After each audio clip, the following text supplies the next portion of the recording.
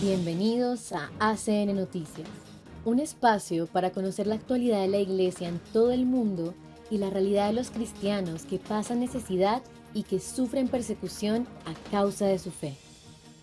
Escucharemos 3 historias que nos develan la realidad de la Iglesia en diferentes lugares del mundo. Atendamos. El Calvario de Haití continúa.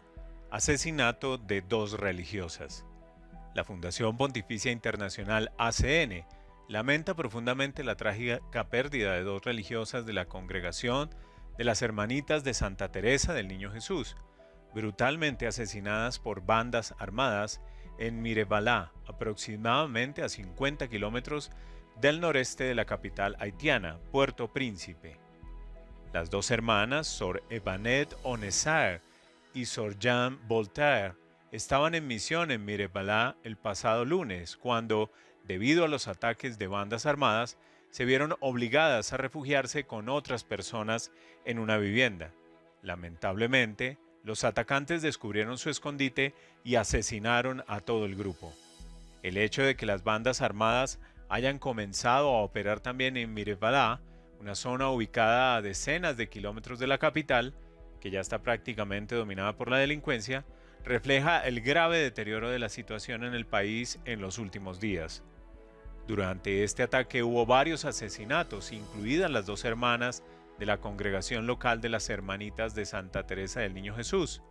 Todos los prisioneros se han fugado y los bandidos ocupan la ciudad, confirmó Monseñor Max Leroy Mesidor, arzobispo de Puerto Príncipe, a ACN el miércoles por la noche. Marco Mencaglia, director de proyectos de ACN, quien visitó la congregación en Mirebalá durante uno de sus viajes a Haití, expresó su profunda consternación por la muerte de las 2 religiosas y la creciente violencia en este país, que ha alcanzado niveles alarmantes y afecta gravemente a la iglesia local. Pedimos por su eterno descanso, por sus familias y por la seguridad de la congregación.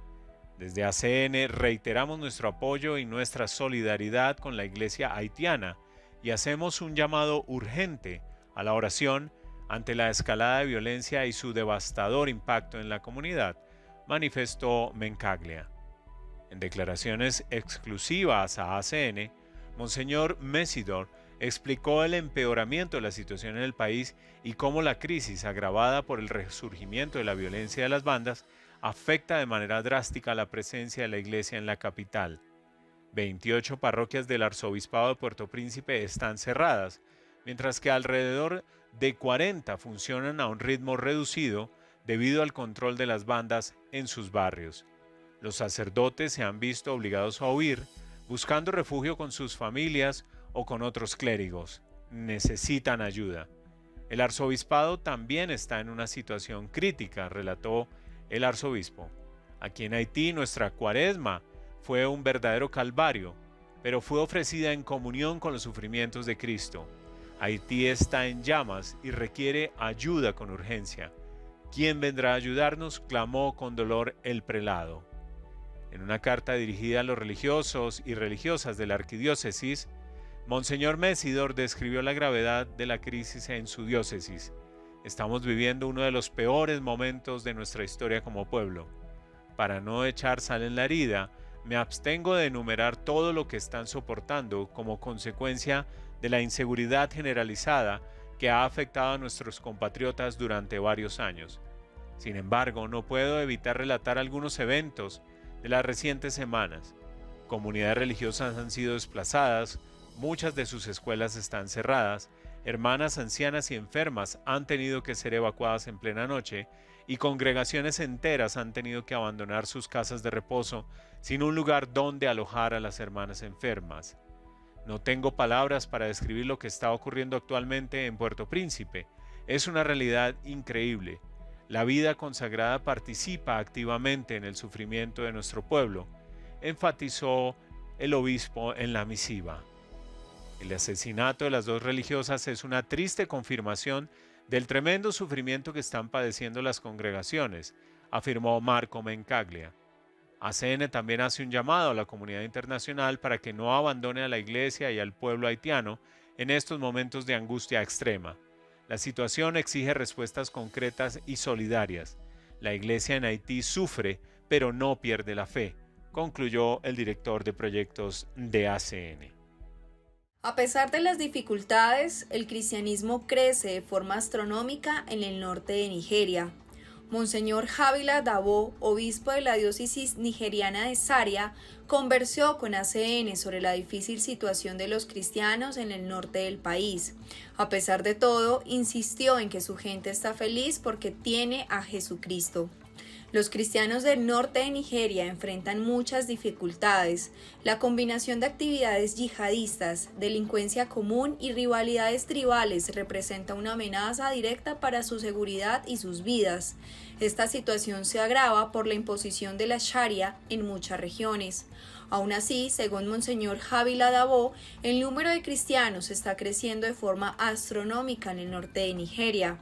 En una entrevista para la Fundación Pontificia Internacional ACN, el obispo explicó que desde la época colonial se desalentó a los misioneros de operar en el norte, de mayoría musulmana. Cuando el cristianismo comenzó a ganar terreno en la región, inicialmente reinaba la armonía. Sin embargo, la reciente difusión de ideas fundamentalistas entre la comunidad musulmana ha deteriorado el ambiente. Crecimos junto con los diferentes grupos étnicos, comentó el obispo, originario de la región. La vida transcurría con normalidad, compartíamos la comida de Navidad con los musulmanes y durante sus celebraciones ellos compartían sus platillos con nosotros. Comíamos juntos, jugábamos fútbol, íbamos a los mismos mercados y nos bañábamos en los mismos ríos. Entonces llegaron los extremistas, diciendo que si no eras musulmán no merecías vivir, y ahí fue cuando la vida se volvió terrible para los cristianos. De ahí provienen las tensiones actuales, continuó Monseñor Dabo. Los extremistas creen que no deberíamos estar en esta región y como ven que estamos creciendo, nos consideran una amenaza para la comunidad musulmana. El obispo recordó un trágico incidente en 2020, cuando 4 de sus seminaristas fueron secuestrados. 3 de ellos fueron liberados, pero uno, Michael Nandi, fue asesinado.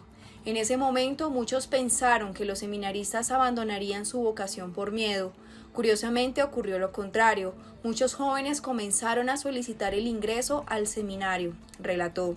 Querían ser sacerdotes. Cuando les preguntábamos por qué, decían que querían predicar a Jesucristo, hablarle al mundo sobre un hombre de paz que enseñaba el amor. Querían ser sacerdotes para predicar el evangelio del amor. A pesar de las tensiones, tenemos creyentes fervientes interesados en el cristianismo y por eso el cristianismo está prosperando en el norte de Nigeria, está creciendo. La gente quiere predicar el amor, quiere hablar de la paz, quiere que todos entiendan que su prójimo es su prójimo, aunque no pertenezca a su tribu o religión. Ese es el evangelio de Cristo. Mientras que grupos yihadistas como Boko Haram se oponen radicalmente a cualquier forma de educación occidental, el obispo de Zaria subraya que los cristianos quieren formarse. Mi pueblo tiene hambre de formación, asegura. Cuando se educan, se liberan. Con educación pueden procurarse alimento por sí mismos. Con educación aprenden a distinguir entre el bien y el mal. Por esas razones, Monseñor Dabo expresó a ACN que a pesar de las amenazas constantes y que a muchos cristianos viven desplazados, su comunidad encuentra la felicidad en medio de la adversidad. Mi pueblo es un pueblo feliz a pesar de las dificultades, de la pobreza y de la persecución. Mi gente sigue siendo feliz, afirma. Son felices porque tienen a Cristo. Ruanda. Si perdemos a los jóvenes, perdemos a la sociedad. Monseñor Papias Musengamana, obispo de la diócesis de Byumba, ubicada en el noroeste de Ruanda, visitó recientemente la sede principal de la Fundación Pontificia Internacional ACN. En una entrevista explicó a la fundación cómo su diócesis logró recuperarse de la casi total ausencia de sacerdotes tras el genocidio de 1954. Y también habló sobre la importancia de la pastoral familiar y juvenil. El año pasado, la Iglesia de Ruanda inauguró las celebraciones del 125 aniversario de la evangelización del país y posteriormente las del Año Santo de la Esperanza. ¿Podría describirnos, Monseñor, la situación actual de los católicos en su país? Representamos aproximadamente el 39% de la población. En los últimos años el número de católicos ha disminuido, mientras que las sectas se han multiplicado. Por ello, la evangelización sigue siendo una prioridad. Uno de nuestros principales desafíos es la falta de recursos económicos y de infraestructura. Mi diócesis es predominantemente rural y muchos fieles deben recorrer largas distancias para asistir a misa, lo que representa una gran dificultad especialmente para las personas mayores. ¿Cómo afectó, Monseñor, el genocidio de 1994 a la Iglesia y a los sacerdotes? Uno de los mayores desafíos es promover la reconciliación entre las personas y las familias, para que el Evangelio pueda echar raíces más profundas. La Iglesia comenzó esta labor hace tiempo, pero aún queda mucho por hacer. Durante el genocidio, muchos sacerdotes fueron asesinados o huyeron. Al final, en mi diócesis solo quedaban 3 o 4. En aquel entonces no teníamos esperanza de volver a contar con suficientes sacerdotes para nuestras parroquias. Sin embargo, muchos jóvenes ingresaron al seminario mayor y hoy, 30 años después, mi diócesis cuenta con más de 130 sacerdotes. La mayoría son bastante jóvenes, pues fueron ordenados después de 1994. Por esa razón, la formación de futuros sacerdotes es una de las prioridades para ACN, Monseñor. Así es. Quiero aprovechar esta oportunidad para agradecer de corazón el trabajo que Aid to the Church in Need, ACN, realiza, gracias a sus benefactores, a las personas de buena voluntad en todo el mundo, quienes se preocupan tanto por nosotros. El año pasado nos brindaron una ayuda muy valiosa para la formación de 59 seminaristas, así como para la renovación de los servicios sanitarios de un seminario menor, que es una escuela secundaria católica de preparación al sacerdocio. Este año también nos están apoyando con la formación de 65 seminaristas. Gracias además por respaldar nuestros diferentes proyectos pastorales de evangelización. ¿A qué atribuye, Monseñor, el gran número de vocaciones en su diócesis? Para nosotros, los seminarios menores son fundamentales, ya que en ellos nacen muchas vocaciones. Cada año alrededor de 10 jóvenes pasan de estas escuelas al seminario mayor. La influencia de la familia en la vida de los hijos también es crucial. Por ejemplo, hemos notado que muchos sacerdotes y religiosos provienen de familias donde al menos uno de los padres es o ha sido catequista. Los catequistas están muy comprometidos, tienen una fe profundamente arraigada y son los primeros evangelizadores en nuestro país. Esa fe también la transmiten a sus hijos. Por eso la pastoral familiar es tan importante, Monseñor. Así es, tiene un lugar principal en nuestra labor, aunque lamentablemente no contamos con muchos recursos. Las familias enfrentan numerosos desafíos y la Iglesia debe apoyarlas. El mundo está globalizado y la influencia externa a través de Internet, las redes sociales y la televisión es muy fuerte. No estamos exentos de ideologías. Hoy en día hay mucho individualismo y materialismo. Muchas parejas discuten por cuestiones económicas. El número de divorcios ha aumentado, incluso en comunidades rurales. Estos cambios han ocurrido muy rápidamente. En solo 10 años todo ha cambiado mucho. Para los jóvenes es importante contar con modelos a seguir. Usted, Monseñor, también es responsable de la pastoral juvenil en la Conferencia Episcopal de Ruanda. ¿Existen modelos de referencia en su país, como santos canonizados, por ejemplo? Todavía no, pero hay una pareja que está en proceso de beatificación, Cyprien y Daphrose Rugamba, quienes fueron asesinados junto con varios de sus hijos durante el genocidio. Su camino como pareja no fue fácil, pero su testimonio es profundamente inspirador. Sentían un gran amor por la Eucaristía. Hoy muchos jóvenes asisten a misa, aunque el número va disminuyendo. Esperamos poder organizar campamentos de verano para los jóvenes, donde puedan encontrarse, recibir formación en el catecismo y hablar sobre temas como la drogadicción. Esperamos que así como Cyprien y Daphrose, ellos sean intercesores valiosos para que nuestros jóvenes encuentren el camino hacia el cielo. Impactante realidad que nos hace reflexionar sobre los privilegios que tenemos como cristianos de Occidente y nos interpela en nuestra manera de obrar. Gracias por escucharnos y por brindarnos su compañía. Los esperamos en nuestra siguiente emisión. Dios los bendiga.